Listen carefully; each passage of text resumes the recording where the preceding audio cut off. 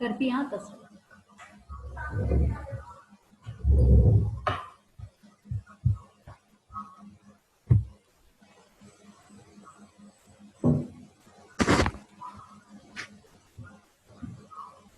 So today we are going to start the magnet vibrating in the uniform magnetic field.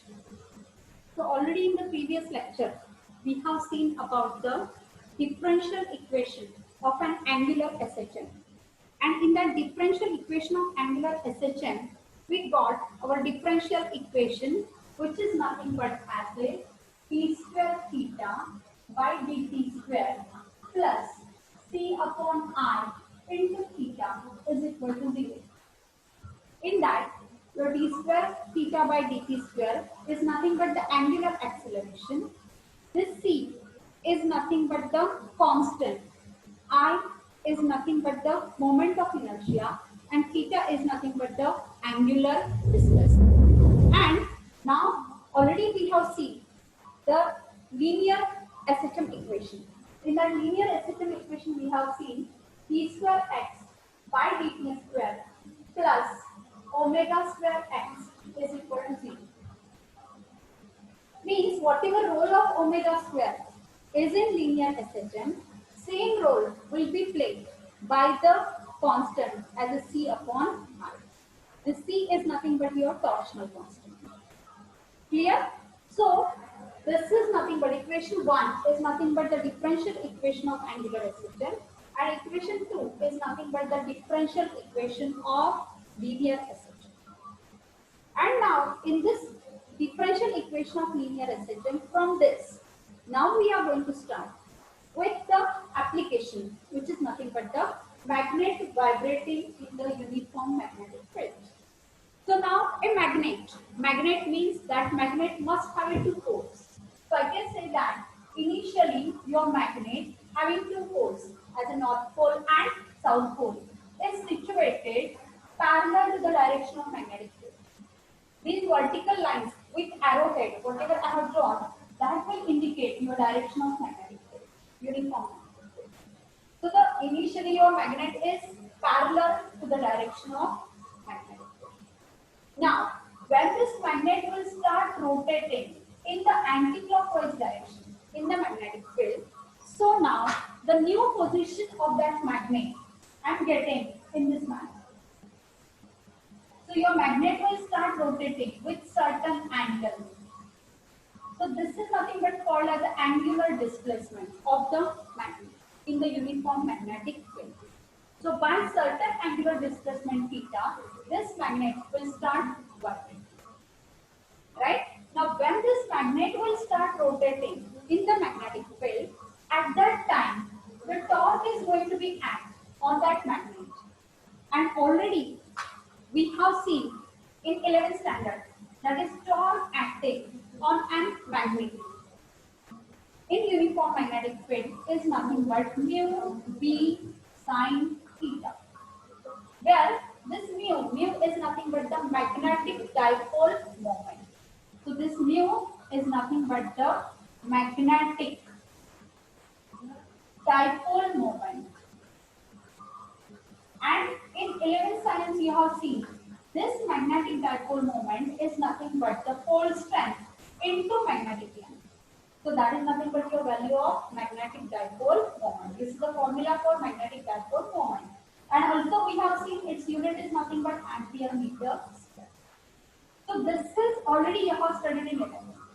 Now this equation we are using, that is when magnet will start rotating in the uniform magnetic field, a torque acting on that magnet toe is nothing but as a mu b sine theta. This is nothing but the torque acting on that magnetic field. But this angle theta, angular displacement of a magnet, this theta value is a small value. Like in linear SHM, we have seen simple pendulum. In simple pendulum, what we have seen that the amplitude of oscillation of the pendulum is small. Therefore, automatically the angle weighed by the length of the pendulum at the rigid support is small. Same concept here we are using. That is, when magnets start vibrating, the angle of angular displacement of that magnet, theta theta is small. If this theta is small, so automatically I can say that this sin theta is equivalent to theta. Now, if this sin theta is equivalent to theta, your torque expression will become torque is equal to mu v theta. Is it right? So this I am going to call it as equation number 1.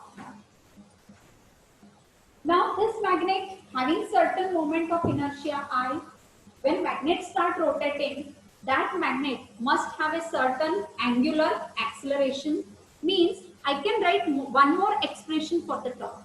That is torque acting. In rotational dynamics we have seen, for a rotating body, torque acting is nothing but I into alpha. Now here rotating body is what? Magnet. So I is what? Moment of inertia of the magnet. Alpha is nothing but the angular acceleration. So this equation we can write from our knowledge of rotational dynamics. So that I am calling as equation number 1. Now this is your equation 1 and 2. In equation 1 and 2, you have your left hand side is nothing but the torque. Therefore, I can say that if I equate that equation, mu v theta can be written as a I into alpha. So that now we can say that here your mu v theta can be written as I into alpha. So this alpha value can be written as this alpha value I can write down as a mu v upon I into theta. So this is nothing but your angular acceleration. Right? As this is the angular acceleration, I can say that alpha upon theta can be written as a mu v upon r. Now why have I written this expression? Alpha upon theta. Alpha is what? Angular acceleration. Theta is what? Angular displacement. So angular acceleration per unit angular displacement. Right? So this value I will require for the period determination. So this is my equation number 3. Now using this equation number 3, now I can write for period of vibrating magnet. Period of vibrating magnet T is equal to 2 pi under root of. You have seen this formula in the last lecture. That is period of vibrating magnet T is equal to 2 pi under root of acceleration per unit displacement. Per unit angular displacement. Right? Means what I can say that it is T is equal to 2 pi under root of angular acceleration is alpha per unit angular displacement, means that is alpha upon theta. And we are getting the formula alpha upon theta is equal to nothing but mu v I. Is it right? So what I write here, T is equal to nothing but 2 pi under root of alpha upon theta. This alpha upon theta value I will write down as a mu v upon r. So this is nothing but as your period formula for an SHM. Getting this? So this period T is nothing but as your 2 pi divided by this displacement. So this factor will come for the division. So I am getting T is equal to 2 pi into, I will say that I upon mu. This is nothing but your period formula for an magnet vibrating in the uniform magnetic field. Clear? So here, now period T is equal to 2 pi. 2 pi is constant. I upon mu v. Means what I can say that period T is directly proportional to square root of I, and it is inversely proportional to the square root of v. Is it right? So this is nothing but the relation between the period of period of vibrating magnet in the uniform magnetic field with the physical quantity I, means moment of inertia, mu means magnetic dipole moment, and v is nothing but the magnetic field. Clear? So now, up till now, we have seen number of formulas for this period. In that, I will say that the first formula of period, whatever we have seen, that period T is nothing but for a spring, it is equal to 2 pi under root of m by k. M is the mass of the spring. K is nothing but the spring constant. Then we have seen T is equal to 2 pi under root of L upon G. This is the period of simple pendulum. Now here I am getting formula for period of vibrating magnet. T is equal to 2 pi under root of I upon mu B. And if you are remembering, in 11th standard we have seen the period of conical pendulum. T is equal to 2 pi under root of L cos theta upon, that is nothing but the period of. So I will again repeat, your first formula for period T is equal to nothing but 2 pi under root of m by k.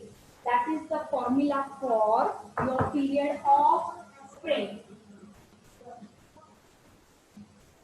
Second formula T is equal to 2 pi under root of L by G. This is the formula for simple pendulum, which you have studied in the same chapter. Then T is equal to 2 pi under root of I upon mu B. This is the period of vibrating magnet.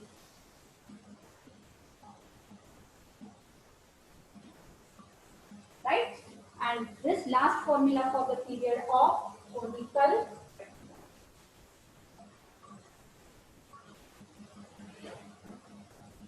Get it? Now we are going to see the certain modified formula for a magnet vibrating in the uniform magnetic field. Now whatever this formula I have derived, while deriving this formula, what I have said that a single magnet is vibrating in the uniform magnetic field.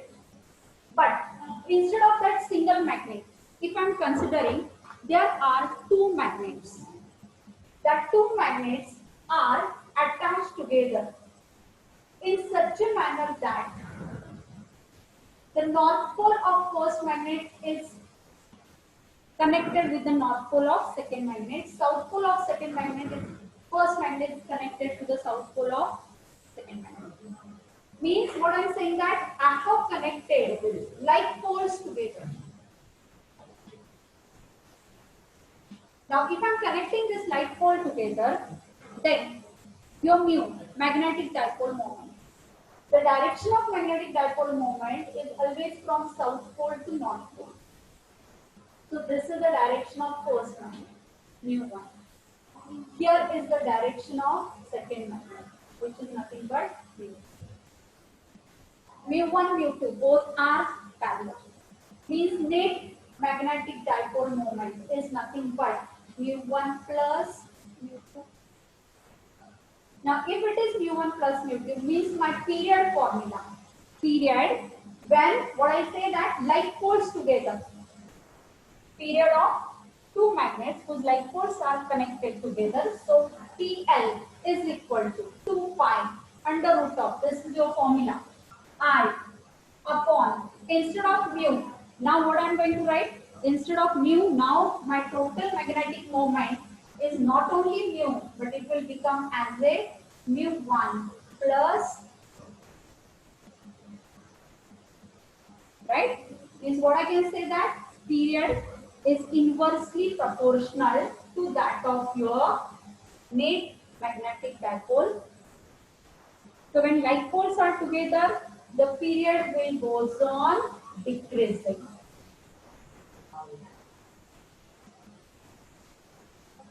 Clear? Second thing, if I am saying that I am connecting in opposite manner now. North pole of first magnet is connected to the south pole of second magnet in this manner. So the first magnet has a magnetic dipole moment which is towards the left hand side. And the second magnet has a pole strength, magnetic dipole moment, which is at the right side. Means direction of mu1 and mu2, both are opposite.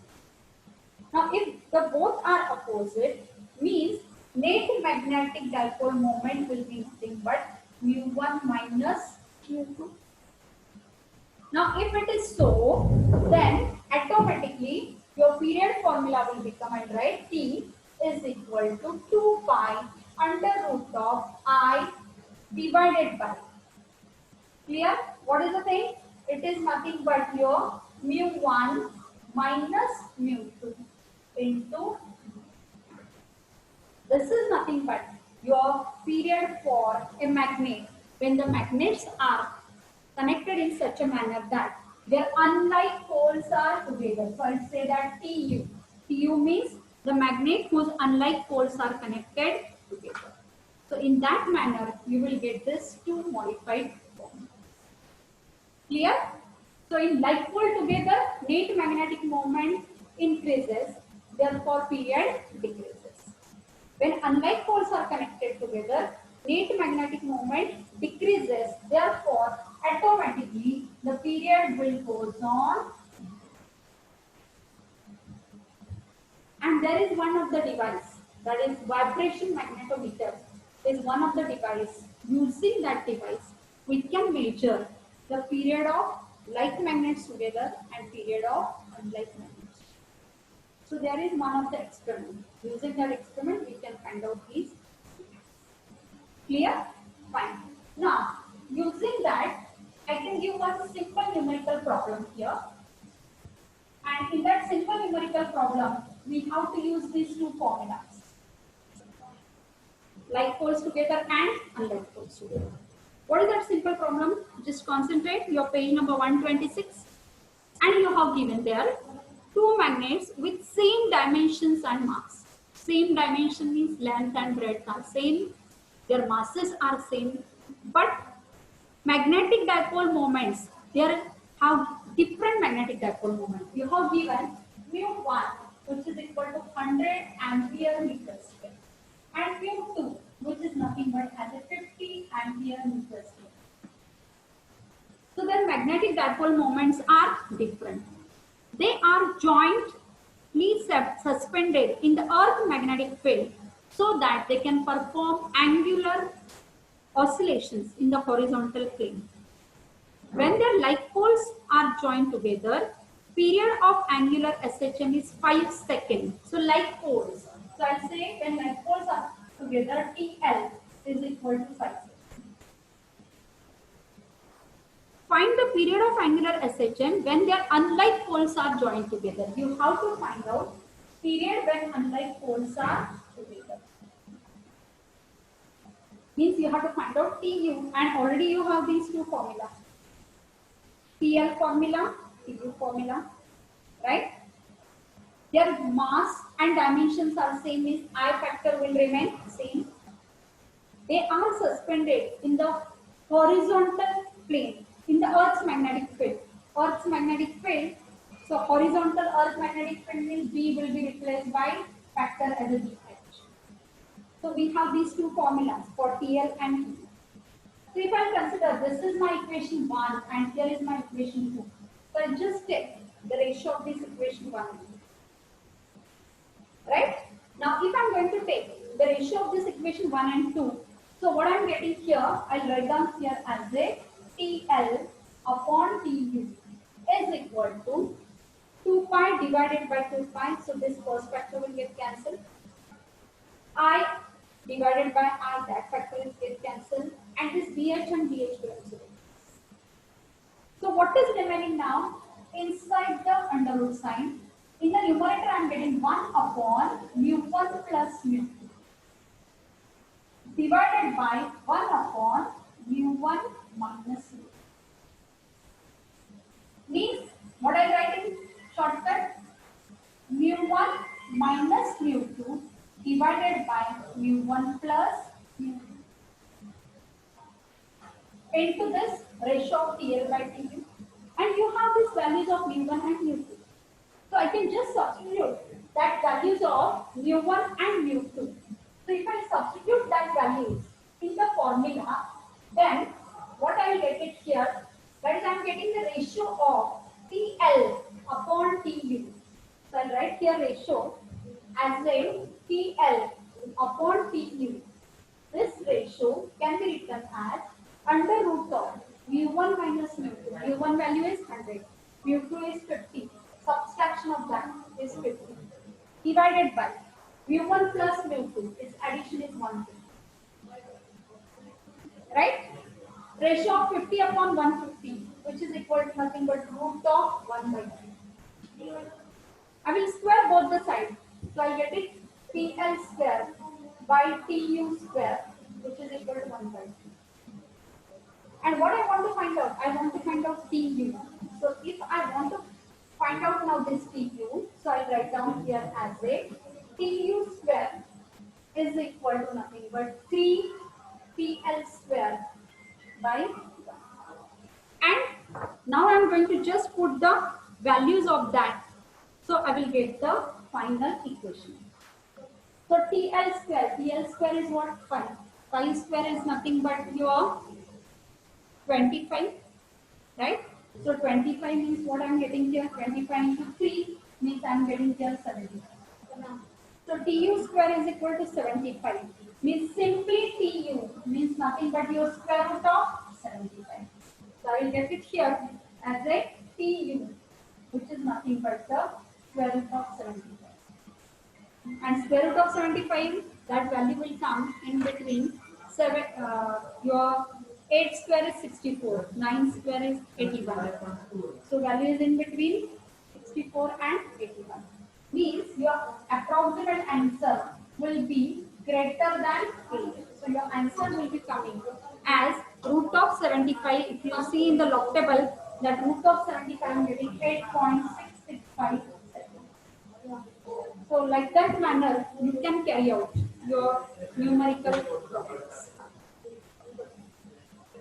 Clear? Any doubt? So this is about your angular SHM. Now from that chapter, your next point, that is 5.14, that is damped oscillation. Then 5.15, free oscillation, forced oscillation and resonance. That topic are deleted from your syllabus. So page number 126, from 126 damped oscillation, page number 127, that is free oscillation, forced oscillation and resonance. That topics are omitted. These page 126, 127, 128. These parts are omitted. So all the rest of the part we have completed under the topic as a oscillation. So under oscillation topic, this oscillation topic is very, very important for your entrance test as well as for your theory part also. So in that oscillation chapter, I have taken very much slowly each concept in one chapter. So go through your all videos of oscillations. So you will come to know how that oscillation chapter can study. Only the thing is that graphical presentation of SHM, I have uploaded that video, but that topic is deleted from the syllabus. But why I have uploaded that video?